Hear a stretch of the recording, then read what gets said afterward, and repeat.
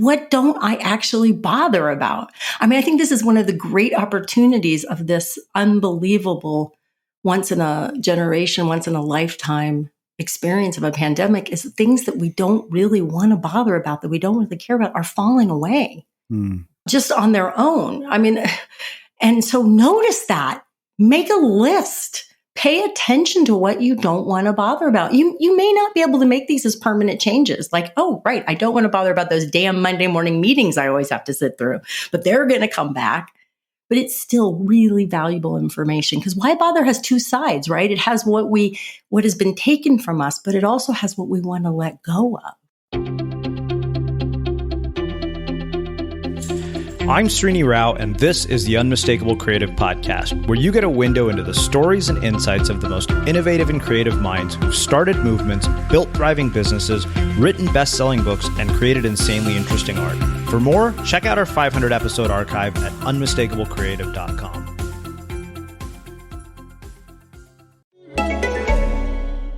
With Candy Crush Saga, the crush is real. For the first time ever, we're celebrating real crushers and their stories inside the game. Find out why they love playing, complete levels inspired by them, and win rewards they chose for you. For a limited time only, see why the crush is very real with Candy Crush Saga. Download now from the App Store or Google Play for free. Ends May 27th. Available to selected players level 25 and over. Jen, welcome to the Unmistakable Creative. Thanks so much for taking the time to join us. Oh, I'm really liking your radio voice. Well, I've done this for a while, but I also got a nifty new microphone, which was one of the nice sounds good. Raising funding. But, I have known you for quite some time. We go way back. In fact, to this day, I still credit you as the person who unlocked the key for me to learn how to write books, because you told me one thing that literally changed my life, and I never forgot it. I have taught that to students, and, I literally took one sentence you gave me and, turned it into six figures. So needless to say, I'm a fan of yours, always have been, of your work. You have a new book out, which we will talk about. But as you know, I very rarely start any interview by talking about your work. So I want to start by asking you, what is one of the most important things that you learned from one or both of your parents that influenced and shaped who you've become and what you've ended up doing with your life? I would say that my dad taught me that when the going gets tough, the tough get going. He was in World War II in the Pacific Theater. My dad was quite a bit older when I was born. And that both has been something that has gotten me through some really difficult times, to dig down deep and go and keep going and keep trying. He was very much a self-made man. He was born into pretty great poverty. And got out of the war and got home from the Pacific and spent many, many years building a little supermarket empire in the 60s, 50s and 60s. And so I would say that toughness is something I really learned from Dad. I can also say that has led me at times to grinding myself into rubble. It wasn't always, I didn't always take it wisely. And I think from my mom, I really learned to be a good hostess. And that is something I do when I teach. Yeah. Having seen your dad go from, being sort of in poverty to self-made and from what it sounds like being fairly financially well off, and then going and pursuing a creative career. I know you you allude to this in the book later on, which we'll get to. What did you learn about money and security from that experience, particularly in the wake of, going and choosing, the path that you have, in which neither of those things are guaranteed? I never questioned that I could make a living. I never questioned being an entrepreneur. In fact, when I graduated from film school, of all things, and I got my first job, and I called my dad all excited. They lived in Florida. That's where I grew up. And I was, of course, in Los Angeles. And I'm like, Dad, I got a job. And there's silence on the other end of the phone. And then he says, why did you do that? Yeah. Because so I was raised in one church, and that was the church of you only work for yourself. And so that is so deeply ingrained in me.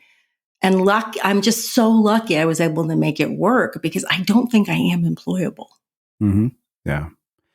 I mean, I think that you're rare to have been somebody who grew up with that narrative, because I think the overwhelming sort of cultural narrative is the exact opposite. I mean, I know this because I grew up in an Indian family. My parents would never say, "Why did you go get a job?" The only question is, "Why don't you have one?" So I wonder how people, I mean, you've worked with a lot of aspiring writers, people who became writers. I mean, how do you begin to undo that narrative? Because I think that narrative limits so many people's sense of possibility. That's a great question.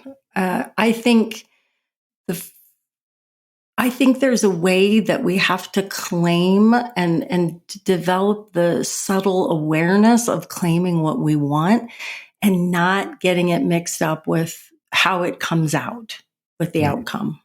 Yeah. And right now, having worked my ass off for so many years to write a book, I don't know if I ever have a book in me. Someone said it's like after you have a baby, and I'm like, oh no, this is worse. I'm exhausted. But will that desire arise again? I mean, I started to have some thoughts last night. Maybe it will, right? So I think there's a way that people in our culture get it, what they want, so tied up with and what it's going to get you and what it's going to look like. And, I hear that all the time. People will ask me, well, you work with writers, but how many of them actually publish? And I'm like, why do you think that's the gold standard? Yeah. Well, I mean, I'll tell you why I think that's the gold standard. I think that you made a very interesting point in terms of the lesson that your dad taught you, which is that, when the going gets tough, the tough get going.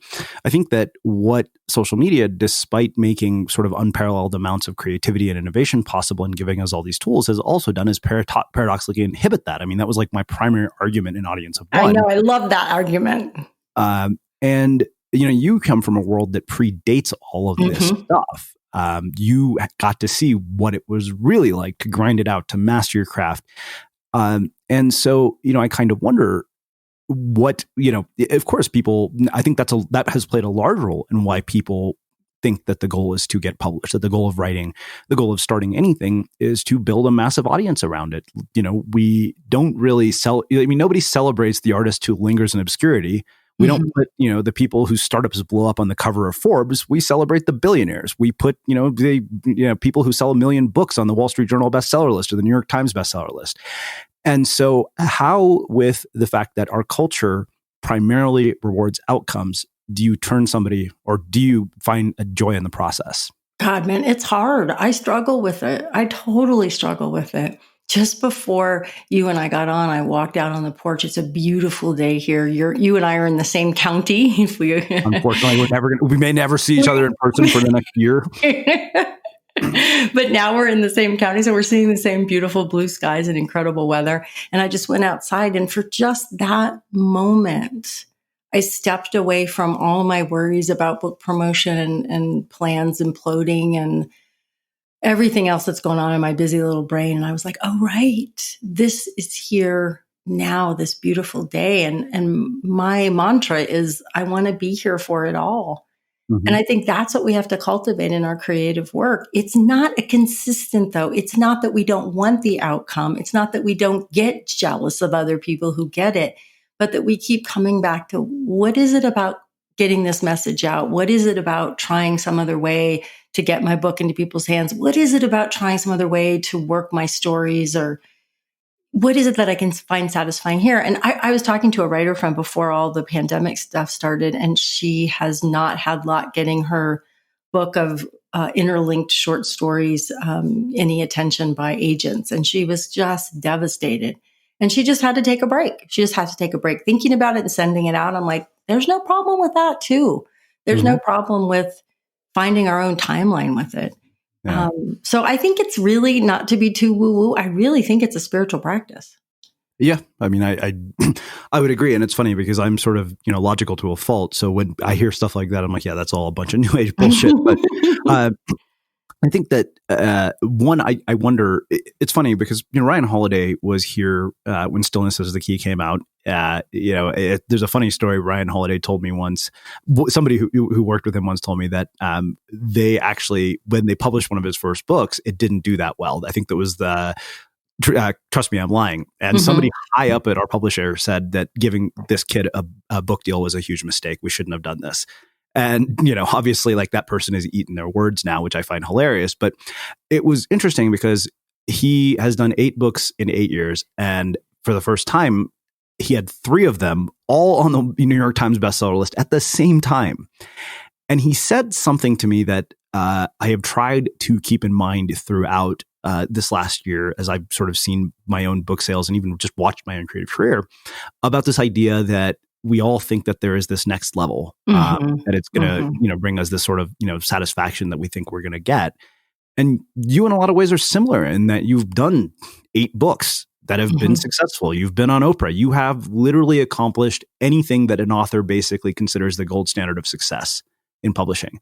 And yet you're still telling me you wrestle with this narrative. Why? Why does somebody who is not in your position think that somebody like you doesn't, more importantly? Well, I think the answer to the last question is because we think there's somewhere we're going to arrive at that we're finally going to say, that's it. I did everything that I wanted to do. That was enough. And maybe that does happen for some people. Maybe it really does happen.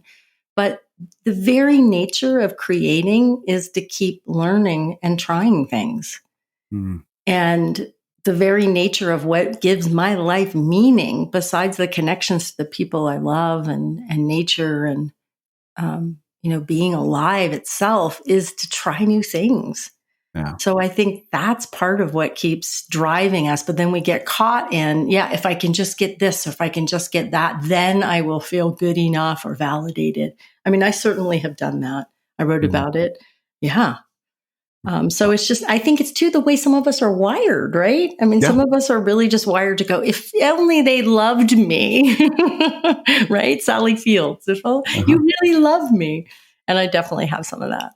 Yeah. I mean, I think that obviously culture plays a role. I mean, like I said, I come from an achievement-oriented culture. It's this drive will never go away. But I think that the thing that has happened is that once I arrived at the outcomes and they didn't provide what I thought they were going to, that it's ironic that it took that to appreciate the joy in the process, considering I literally wrote an entire book about this exact issue and I couldn't get on board with my own fucking ideas. I know. I can't tell you how many people have told me in the last few weeks, have you read this book that somebody I know wrote? Meaning my own book. And I just look at them like, thanks a lot. Really, I know. She said, you don't believe your own ideas. She's like, why would anybody buy this book if that's the case? And then once we did that, it was kind of like, sales just organically started to take off. And I was like, oh, wow, I can't really control this. Which I think really makes a perfect segue to talking about this book in particular. Like I said, when you sent it to me, I think, you had said, hey, do you want to write an endorsement for it? I said, yeah, I'm happy to do that because I've always admired your work. Funny enough, this may be actually the only one of your books that I've read. Well, yeah, because all the rest of them are written mainly for women. That would probably explain a lot. But I remember you sending this to me, and I think part of why I think it felt so relevant to me was because I was experiencing exactly what you're dealing with in this book, which is this idea of, okay, I've done all this stuff. What's next and why bother at all with what's next? I think you and I were saying right before we hit record that I had sent probably 3 versions of a book proposal to my agent, and she just kept sending them back saying, yeah, the publisher won't buy this. And I got to the point of, okay, why bother? And so I wonder what prompted your exploration of this idea in particular. I spent 4 years and 500 pages writing a narrative traditional memoir that completely failed as a work of literature. And out of the ashes of that came, in time, there was another book in between there for a few months that my agent turned down, came this book. And so really when I don't say this lightly, but I think this is the book I've been trying to write for probably 15 years. And it's coming out of my own, not only a particular 2-3 year period of great darkness and failure and my dad dying and I got divorced, but also looking at the patterns when I wrote that memoir of how many times in my life I came to exactly where you are, right? Why bother where you were? And instead of going through the process all the way and really discovering what I wanted to bother about, I short-circuited it. I went backwards. I went to what was safe. I did the same thing again. I tweaked it a little bit. And I couldn't let myself go all the way through sort of the falling apart, the dissolving, and really asking myself, what do I want? I may not be able to make it happen. Like we've been talking about, I may not be willing to give up things to make that happen, or it might not be possible, or I might not have the talent or the fortitude or the skills, but am I allowed to even let myself want? And when I saw that pattern, it just sort of all fell into place, how to arrange those stories and different skills and things I've been teaching in different ways over the years. Yeah. So you mentioned, the divorce, your dad passing. And I remember this passage in particular, which is one of the ones that struck me because I kind of felt like I related to it. You said, surrendering to the truth that I couldn't fix much and I truly didn't need to try freed me from the terrible conviction that something was fundamentally wrong with me, which is the belief that kept me imprisoned in the land of the lost. Now, I think that all of us feel to some degree that something is fundamentally wrong with us when reality doesn't meet our expectations. And in your case, you got what you think everybody should have. Reality did meet your expectations, and then it was all lost. How do you recover a sense of identity, self, and self-worth after something like that? And what do you say to somebody who still feels that way regardless of never experiencing what you have? Ooh, that's a great question. I would say the first thing that I had to learn, besides the passage that you just wrote, that I can't fix everything and maybe I don't need to, is that I had to stop being so cruel to myself and beating myself up. That even when it was really subtle in the background, that's what kept me stuck in any kind of reinvention. And I've been watching it happen lately with the disappointment around the book's launch and the pandemic and everything, and how quickly our brains, or at least my brain, is wired to go to, there's something I did wrong. Yeah. And when I look back at those years and how much longer they went on, and how they almost ruined what is now the great love of my life with my husband, my second husband, is that self-judgment and that self-cruelty over and over again, and thinking that and replaying the past through the eyes of now. Yeah. Thinking if I only did this, if I wasn't with my dad when he died, and I beat myself up about that, and really to the point of deep depression. And because I could understand now what I could have done differently. And at the time I was completely frozen. So we know a lot of you have been listening to us for years, and it means the world to us. What we do here at the Unmistakable Creative wouldn't be possible without the support of our listeners. If the podcast has been valuable to you, one of the best ways you can support us is to subscribe to Unmistakable Creative Prime, which gives you access to transcripts, all of our courses, monthly coaching calls, live chats with our guests, and an incredible community of creatives. And it costs less than you spend on a cup of coffee every month. For the school teachers and people in our education system, Prime is completely free to help you with this transition to teaching online. We've packed it with a ton of value and actionable content, and we hope you'll check it out. Just go to unmistakablecreative.com/prime to learn more.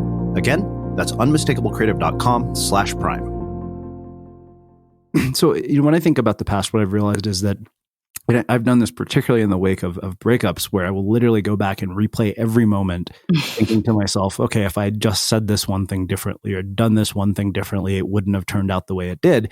And then, I think after, 7 months of that endless, pointless, and utter bullshit ruminating, you come to the conclusion that, wait a minute, the outcome is still the same. Mm-hmm.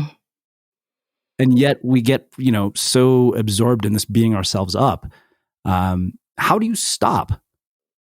Well, I think it's lovely to find some practices that you can use to redirect your brain. And one of my favorite resources for that, and I'm sure you've had him on the show, is Rick Hansen and his book, Buddha's Brain. And if those of you who are science-based, that's what got my science husband, he's a scientist, into meditation. So you have to find some practices, because our brains, as we know, are plastic, and they will do what you train them to do. And what we default to do is be cruel and hard on ourselves and others because it kept us alert to danger. And the thing that I find fascinating right now is that it also gives us certainty. So if I'm certain that I'm a shithead, wow, at least I can be certain about that. It's something to hold on to. The world sucks and nothing's ever going to work out again. And there's no reason to care again. Well, that's something I know. Yeah. And it's much more comforting than moving into the unknown, than trying again, than feeling desire in life again. So you've got to find some practices. And I'll tell you one thing that doesn't work is positive thinking or fighting your thoughts. Yeah. So that's not one of the ones I recommend. So one of the things that you say about this whole idea of why bother is what's next is not a destination. It's not about your career or cause or community or creative work. It might involve those, but what's next is so far beyond those. What's next is wholehearted contact and immersion in life. And I think that there were two things that struck me about that. One was that it was vague, which I think is actually really smart on your part, because I think you offer a compass more than a map. Like this is something I've been very intentional about, or tried to be with my work, is to say that I don't have answers, just questions and observations. How you apply them up to you in your life will be what wisdom comes from. But I think that when somebody sees that, the fact that they don't have a destination is what's so troubling. Mm-hmm. It is really troubling, but it's actually the opportunity. And you can reach through the microphone, everybody, or the screen, or wherever you're listening to this, and just give me a little slap. But because I know, I got to tell you, I have walked this. I know how hard it is. But the thing that cuts us off from the regeneration that we are in sore need of when we reach for this book is trying to get to what's next too soon. And what I think I've discovered and languaged in this book is this piece of this moment in this possibility in what we call transition, or things falling apart, or whatever we want to name it, that we haven't talked about before, which is something has ended or been taken from you or lost its meaning or passion or juice. And you really don't know what's next yet, or you're not willing to name it and go for it yet. And in that moment, whether it lasts for a day or a year, or in my case, for a number of years, is the opportunity to actually rekindle wonder and desire and energy for and love of life itself. And that's what you need to have the clarity and the direction and the balls to go for what's next. But what we all do is go, I need certainty, so I need to figure out what's next. Or as my client said to me once, this is where I always take the shitty job. Wow. I think what you've said is particularly relevant given the moment that we're in our history. And, I wonder what you would say to people about this crisis in relation to what you've just said. Because so the way I've thought about this, my sister is a doctor. She's on the front lines. Like quite literally, she is on the COVID-19 team at her hospital. And every day she goes to work, I'm a little scared. And I'm sure my parents are too. I mean, the pictures she sends us, we're looking at like Jack Bauer in a hazmat suit. And we're like, this is my sister. And what I've realized is that for many of us, for somebody like me, this is a massive inconvenience, not a crisis. But for other people, this is really a crisis. What do you say to those people? I think if you're in a crisis economically, or you're on the front lines, or you're, picking up people's garbage, or, all the different things that are still essential jobs. My daughter works in a hospital in Seattle, that you must be about survival right now. You must be about, how do I manage my nervous system? How do I manage my anxiety? How do I manage my health to try to stay in the game without taking myself out or taking my health down? I mean, that is to me what we have to do. And if you're listening to this and you're like you and I are, which is, this is an inconvenience. My income's going to be, is already been slammed.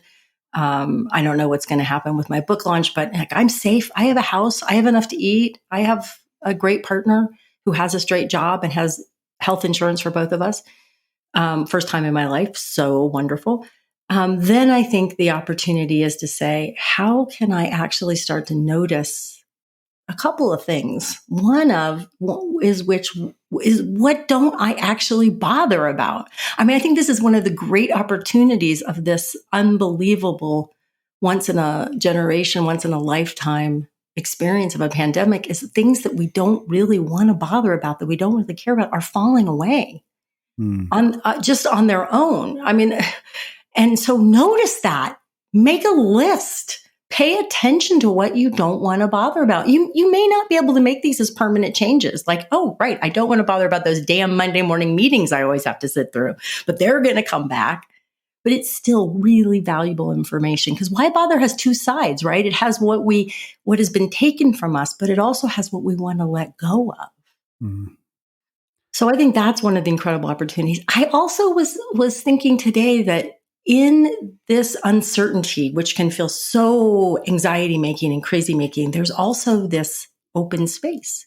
Mm. So if we were to dream into that open space, if we were to let more of our sense of desire and possibility flourish, maybe in journaling or in conversations on FaceTime with friends, our neighbors, we have this great neighborhood, and we all stay 6 feet away and talk to each other in the street every afternoon in different configurations while we're walking our dogs and such. What might want to be seen? What might want to bubble up? What desires and possibilities have some space now that maybe you have more time or you're working at home? I know that's not true for everybody. I mean, some people are locked in their house with their children, and I get it. Right? It's hard. Yeah. So what I liked about the way you laid this book out is that you actually gave us a really, linear structure, which is ironic because I think you are the person who taught me the most valuable writing lesson I've ever learned, which is that your structure had to be linear, but your process didn't. Granted, that was also the reason my editor made me work with a writing coach, because she said, I'm not concerned about your ability to finish a book. I'm concerned that you don't know how to structure ideas in a linear fashion. I was like, yeah, that's very common for most writers, including myself. Especially when you're making the transition from blog post to books. Yes. Oh my God. So true. But you said something before we get into this map that you offered. You said that every act of self-harshness stops the flow of life and creativity that will bring you to what's next. Every time you insist you should be further along by now, or wish you had a different past, or otherwise judge yourself, you build a stronger barrier between you and your why bother. I think we've talked about self-criticism and being hard on ourselves, but I think that the one that part of that struck me is this insistence that we should be further along by now. I don't think I know a single creative person who doesn't feel that to some degree. And I remember Josh Radnor, when Sam Jones interviewed him on the Off Camera podcast, he said something that to me, that was like the moment in that interview. He said, a successful career in the arts is rigged for dissatisfaction. Great quote. So true. So how do we deal with this sense that we feel we should be further along? Look, I started Unmistakable Creative long before podcasts were popular. I mean, we've been around since 2009. We're smaller than people who started after us. Mm-hmm. And there are days where there's no question this goes through my head. Yeah. Why not farther along? Why didn't I get more attention? Oh my God. Oh, you want me to trot out all my stories about that? I did a podcast before there was a word for podcasting. Yeah. So how do we deal with it? Well, the thing that I try to practice and that I detailed in the book, not detailed, but gave you how to do more specifically, is this idea of what can you declare is enough for you in the actions that are dependent only on you, not on the reaction you get or the outcome or how much money it makes you, how many downloads it gets you. I call them conditions of enoughness, and I developed them over many years. And thousands of people have used them in different ways. They're particularly great for creative projects because the very built in, as your quote suggests, to being creative is waiting for someone else to tell you you did a good job. But if you and I sat here for the rest of this interview and talked about our favorite books, I'm sure, or our favorite movies, or our favorite TV shows or podcasts, you would say something and I would go, I can't believe you like that. That's just, oh my God, that was so boring or stupid or whatever. Yeah. It is an assessment-based life. And if you don't find a way to declare what is enough for you, what satisfies you, what your standards are that you can taste or touch or meet or celebrate in some way, you and I could testify to this, you will drive yourself to the brink of totally quitting. Yeah. Yeah. I mean, it's funny because as you're saying that, I think about Clayton Christensen's book, How Will You Measure Your Life? And how these days, we have this sort of artificial quantification of our lives through, vanity metrics and fans and followers and likes and hearts and all this other bullshit that actually doesn't matter at all. No, and it's not satisfying because It's not something that you have any agency over. I mean, you're a great example of that.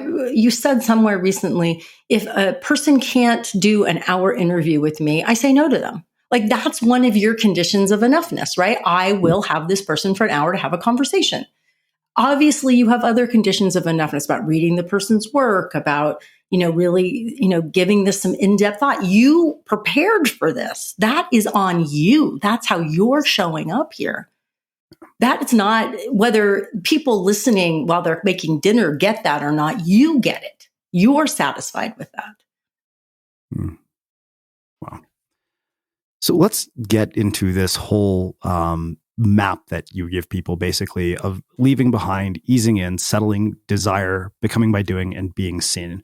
Let's start with this idea of leaving behind. I think that, it's funny. I think when I think about this idea of leaving behind, in my mind, I go straight to labels and identity, but I think that there's, other things in here too. You talk about the emotional system, energy, the various narratives, like being too old or too late or too broke.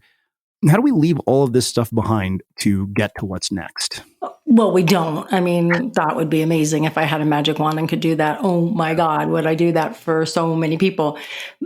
But we have to start noticing where we are saying, because of X, I can't even consider the future.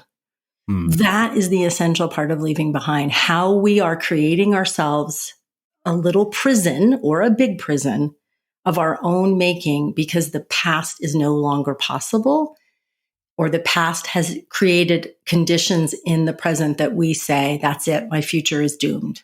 That's what I want to keep pointing out to people. And we do it in different ways. If we're ill, we do it around sickness and energy. If we're old, we do it around age. I'm not saying that there's lots of things I'm not going to do in my life at 57 in the future, right? That's just not going to happen because, I'm a certain physical capacity, or, I'm not going to have a baby again. Okay. I'm not saying we're denying reality, but we create these narratives, these stories, and they just keep snaring us over and over again. And you hear it not in your own language usually, but when you talk to people, right? And they're so good at being so adamant about what's not possible because of. And so it's bringing attention to that and getting curious about that I'm trying to get people to start, because again, I can go back to that time in my life and I was so vehement because of mistakes that I've made, because of changes that have happened, that I would fight with Bob about it. I would fight with him about what was not possible because of. Yeah. So that's what I want people to pay attention to. I love that, because I think that, I grew up in a culture, unfortunately, we just had Mickey Agarwal here. We're talking about how in the Indian culture, particularly for women, there's such a double standard where I think they eventually, with age, if they're single, if an Indian woman is my age and single, I think she has a much worse time than I do being my age and single. Because that whole, every day it's less and less possible for you to meet somebody or get married or have a baby or whatever it is, really is pervasive in our culture. But I don't think we're alone when it comes to that. But I also appreciate the fact that you pointed out that there are things that are not going to be possible. We had a journalist named Will Storr here who wrote this. Oh, I love Will Storr. Will was one of my favorite interviews last year. And he said, this is what our culture does these days. It sets this unusually high standard for success that is so unrealistic that it's just toxic. We're taught to believe that if we're not Steve Jobs, Oprah, or Beyonce, that our life has no value. And he said it's just not true. No. And that's part of what I want people to go through with this process. And what I want to companion people to do is to leave behind those stories. And they may be very personal to you. They may not be a Beyonce story. They may be, I have chronic fatigue and therefore. And again, I'm not saying that there's things that aren't difficult or blocked for you, but there are so many things that are possible to be enjoyed, to be created, to be experienced. Yeah. We have such a limited idea of life purpose in the West. It's all about what it gets us or what it looks like, or it's arriving someplace like we were talking about earlier. And life purpose to me is, how alive can I be? How present can I be? How much can I be here for it? And anything I do beyond that is gravy, but it's not purpose. Wow. So one thing that you said was that money will influence, shape, prevent, and enable how you bother you'll be free as long as you refuse to use lack of money as your excuse to shut down your desire, as long as you refuse to buy the story that you're separate from life itself, or that you have to purchase the willingness to bother. Now, obviously, you and I have addressed the people that have to survive. And to me, that passage right there is one that comes for both of us from the place of privilege that you and I are in. We're lucky enough that we can even consider this. There are a lot of people for whom this is not even a realistic consideration. And yet, there are plenty of people who can realistically consider this, and they still don't have that freedom. I mean, I made a choice that Dave Ramsey would cringe at by not choosing to pay off my student loan debt so I could build this career.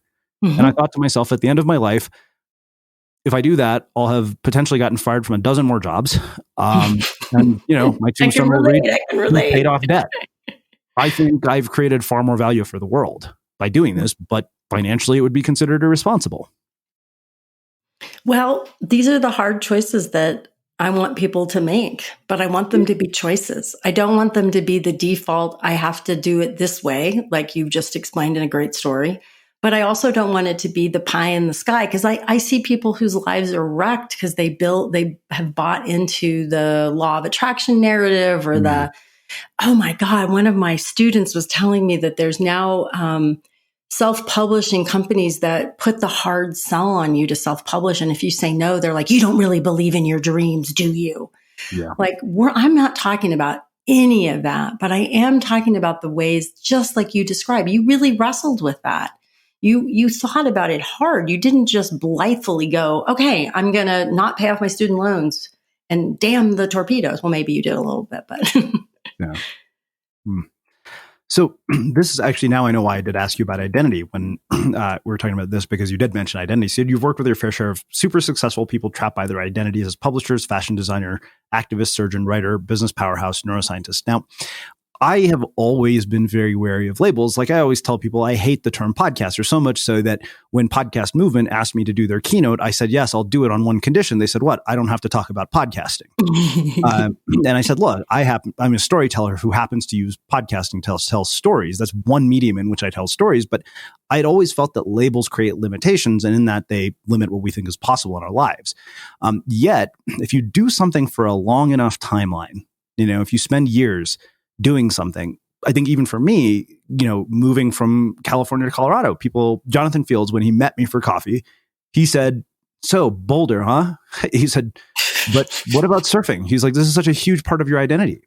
And I said, yeah, it is, but it's one part of my identity. And so, I wonder, after somebody has been identified with something, whether that be, hey, I'm a parent, I'm an author, whatever it is, for so long, how do they transcend that?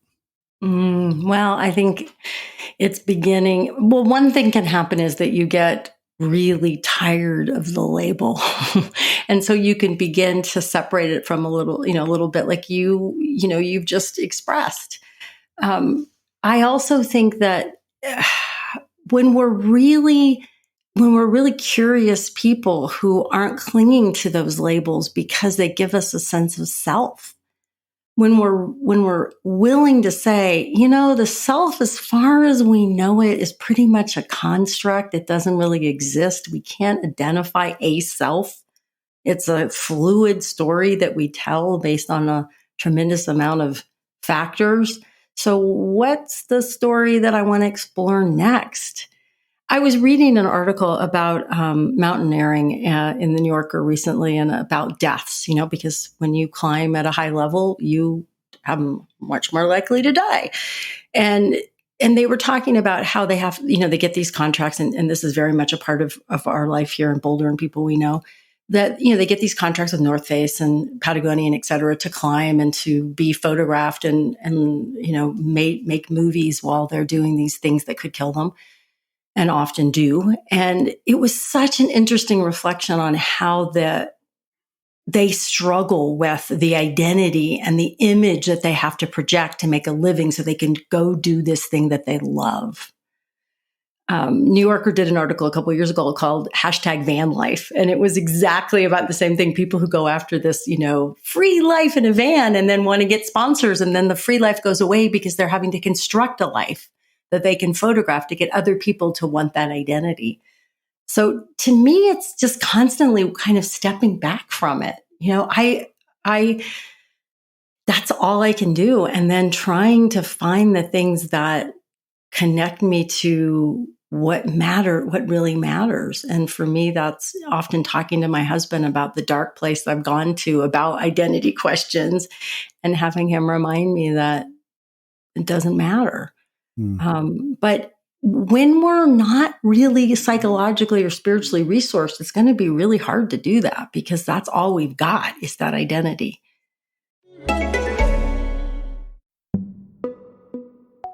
As the world's largest network of remote professionals, we're here to help. Upwork is giving $1 million in talent grants to projects that counter the ongoing impacts of COVID-19 by connecting existing teams with independent experts in tech, creative, and operations to help save lives, to support communities, and rebuild the economy. Go to upwork.com/work together to learn more.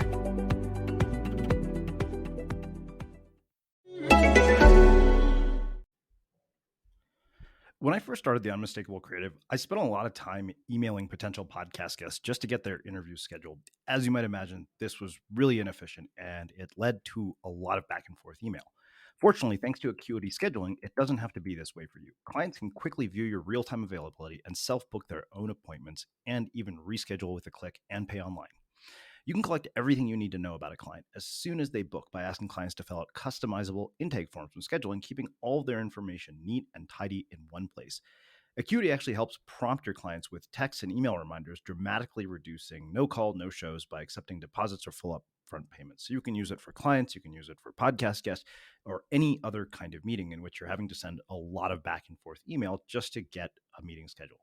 So save yourself from the day-to-day drudgery of having to keep up with your clients and your busy schedule by using Acuity Scheduling. And for a limited time only, you can get 45 days of Acuity Scheduling absolutely free with no credit card required by going to acuityscheduling.com/creative. Again, that's acuityscheduling.com/creative. So one thing I haven't asked you throughout our conversation earlier, you alluded to the fact that you have a daughter that works in a hospital. And I wonder, it's funny because I remember asking Danielle Laporte, and I've asked a lot of people this. It's like, if you're a psychologist or you have this kind of work, as a parent, are you immune to the bullshit that all parents have to deal with because you're so well versed in all this? Which I always know the answer to that question is, of course not. But I wonder how, having had this life experience, having sort of this wealth of knowledge of sort of human behavior that you do, has shaped your relationship with your daughter. I have a kid who came out with a no bullshit look on her face. I have a kid she's 25 now, and she very much knows how to cut through anything. So if anything, she pushed back and questioned and would say to me, I can remember multiple times when she would say, "Don't get all life coaching on me, Mom." Guess what she does? She works in psychology. She works with kids who are hospitalized for mental illness. So I think that what it did raising her was make me look at what was I preaching or espousing that was bullshit, and really start to drill down on what are the practices, what are the outlooks, what are the ideas, what are the values that I want to share with people and live myself that really, really work or matter. And always presenting them the same way that you present your ideas, which is try it for yourself. If it doesn't work or you need to change it, right on. I don't know anything more about your life. Certainly not more than you do. So I think it's, what I have a stepson too. And what Bob and I both say is that, they seem to have taken in the good stuff and kept it and definitely cut through the stuff that now we're chagrined that we ever said. Yeah. I mean, I think that every time I talk to parents, I think of this one moment in the TV show Parenthood where it's the one of the very last episodes, the main character is sitting with her dad and he just looks at her and, they have a conversation about, all the things that have gone wrong in her life. And she's sitting there apologizing to him. And he said, parents screw their kids up. That's just what we do. Yeah. Yeah. Talk about surrendering identity. When you're doing it, you're like, oh, this is the most important thing and everything I do is so important. And then you realize when you see another friend's kid go off the rails or get addicted or, and you're like, why didn't that happen to my kid? There's no reason why it didn't happen. I don't know what, confluence of things came together in her brain and body to make her more resilient. And she makes me laugh, that's for sure. And I'm proud of her. So you get into talking about probably one of my favorite concepts. I think, I've been off of Facebook for what month is it now? We're almost at April. So I quit, I think, in February. And the last post I put there was what I learned from 30 days of quitting. And that was a month ago and I haven't been back since.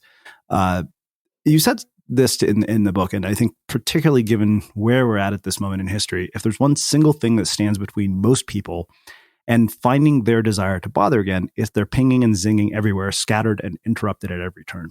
That has been our default way of going through the world for almost the last 10 years. You and I both know this because, I know about you because of this work, and I found out about you because of social media.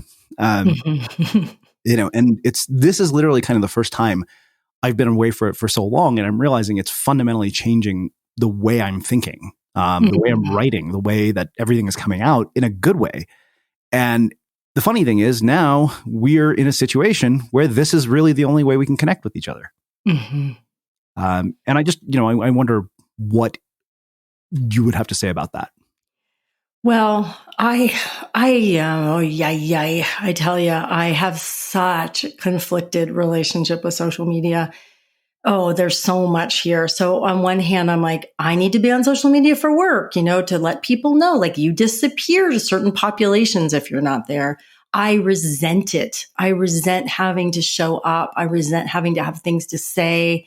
I get so frozen around it that I won't show up for days because I'm like, what do I have to say that should take anyone's attention?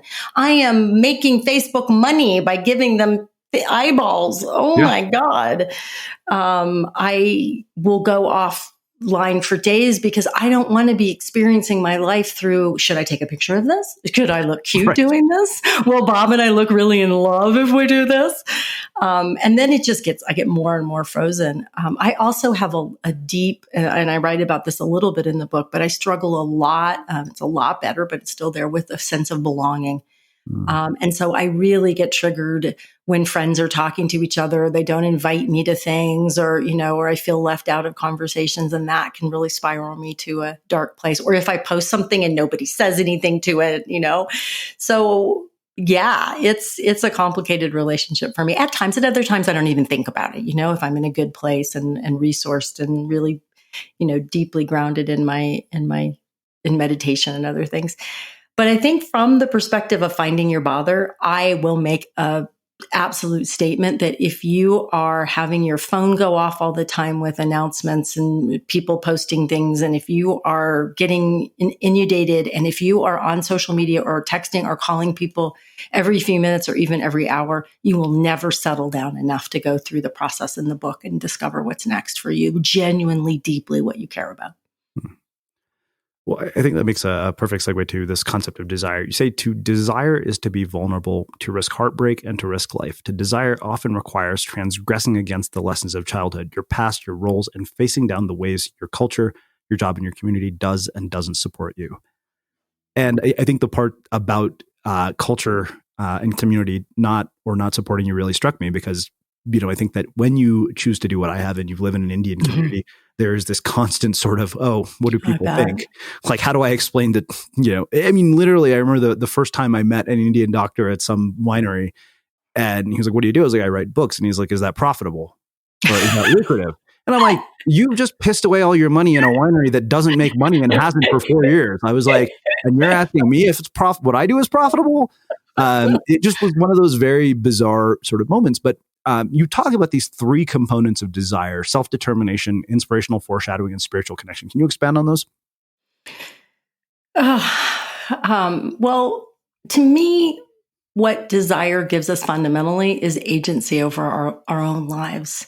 It doesn't mean we get everything we want, and nobody does. And it doesn't mean that everything's going to work out the way we want. Nobody gets that either. But if I can at least own even the simplest things, like, wow, I actually don't want anything for lunch that is in the refrigerator.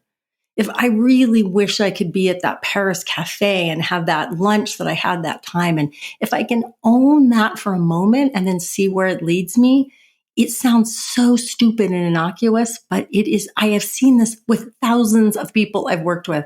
When we begin to say, what is it that I want? What's my relationship with what I want? We begin to say, well, okay, where am I in this life? What decisions and choices am I making that are mine? How do I feel about about being, a doctor, for example, the guy that you were talking about? Where's my agency in that? Without agency, there is no what's next. There is no why bother, because there's nobody home. And while I've seen this more with the women I've worked with than men, I definitely think it happens with guys. It just happens for different reasons, Yeah. And spiritual foreshadowing and those other two things, I don't remember what I said. Well, I didn't, get to write down the exact sections of them because I was like trying to get all my notes down. I can open the book though and look. Oh, inspirational foreshadowing. Oh yeah. So this idea that what we desire can give us a sense of what might lead us to what's next. Just straightforward. Like where is desire leading us? One of my favorite stories is from Liz Gilbert's book, Big Magic, when she writes about one day going, maybe I'll order some seed catalogs. And it's about that much desire, right? It's a mild interest. And then she gets obsessed with seeds and with gardening. And then 2 years later, she has gotten so obsessed and done so much research that she's ready to write her book, Signature of All Things, which is by far what an incredible novel, right? So, but instead what we might do is go, well, why do I want seed catalogs? What's it going to get me? What, does this mean something? Should I start a seed catalog business? Right? We jump way ahead. We don't, and we insist again that it get us something, rather than maybe it's just that you want to plant a garden and you would find that interesting or pleasant, or you'd like some fresh cucumbers this summer.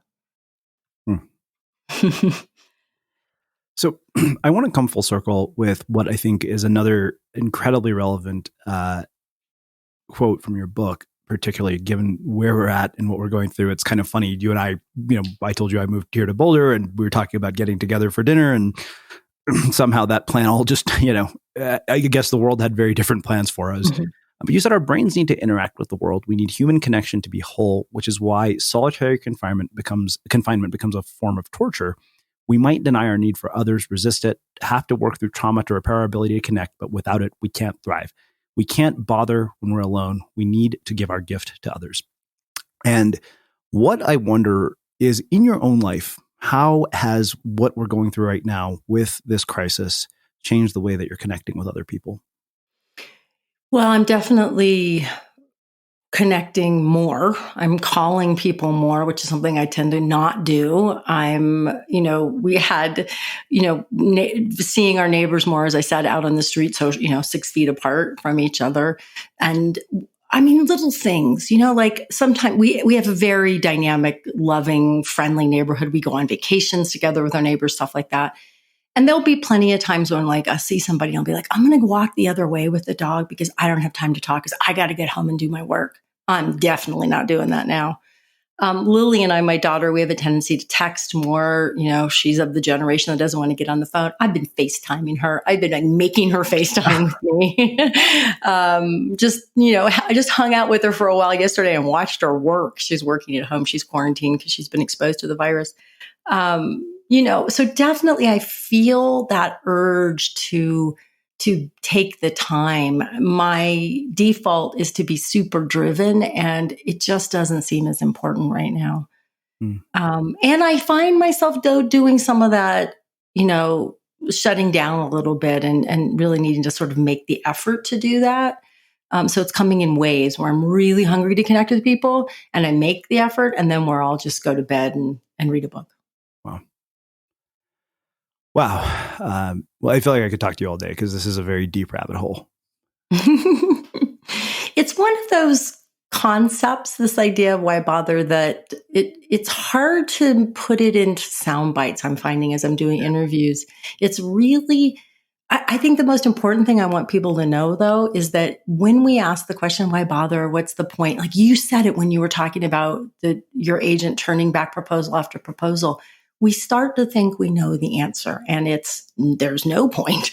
We start to answer the question in the negative. And my biggest idea here is that when we're asking it, there's a reason, and we've got to get curious and slow down and settle in. And it's scary and it's hard. And I try to give you as many pointers and stories as possible. But because you're asking is not a sign that something's the matter or that this is everything's fucked. It's a sign that life is trying to get to you in a new way. So I want to finish with my final question, which is how we finish all of our interviews. And it's funny because I think I've asked you this question years ago. So I'm curious to see how you will answer it now. Hopefully in a new and wisdom way, much wiser way. What do you think it is that makes somebody or something unmistakable? Oh, I would say a quality of knowing and trusting and loving, accepting themselves. Yeah, I really would. When I think about the people in my life that I remember or that are unmistakable to me, they have such a sense of self-acceptance and acceptance of others and acceptance of what life brings. Immediately, some different people professionally and personally come to mind. So yeah, that's what I would say. Amazing. Well, I can't thank you enough for taking the time to join us and share your insights and your wisdom with our listeners. Where can people find out more about you, your work, and the new book? JenniferLouden.com is where you find me. And then the book, it's at JenniferLouden.com/why-bother. JenniferLouden.com/why-bother. And then there's all kinds of pre-order goodies that we're doing, and you can get a free chapter right away. So if you're definitely in the why bother time, you can be like, okay, there's something to read right now. Amazing. And for everybody listening, we will wrap the show with that. Hey, did you know that every Sunday our community manager, Milena, sends out 10 key takeaways from episodes just like this one? All you have to do to receive it is sign up for our newsletter. Just visit unmistakablecreative.com/newsletter and you'll get them delivered right to your inbox. Again, that's unmistakablecreative.com/newsletter. With Candy Crush Saga, the crush is real. For the first time ever, we're celebrating real crushers and their stories inside the game. Find out why they love playing, complete levels inspired by them, and win rewards they chose for you. For a limited time only, see why the crush is very real with Candy Crush Saga. Download now from the App Store or Google Play for free.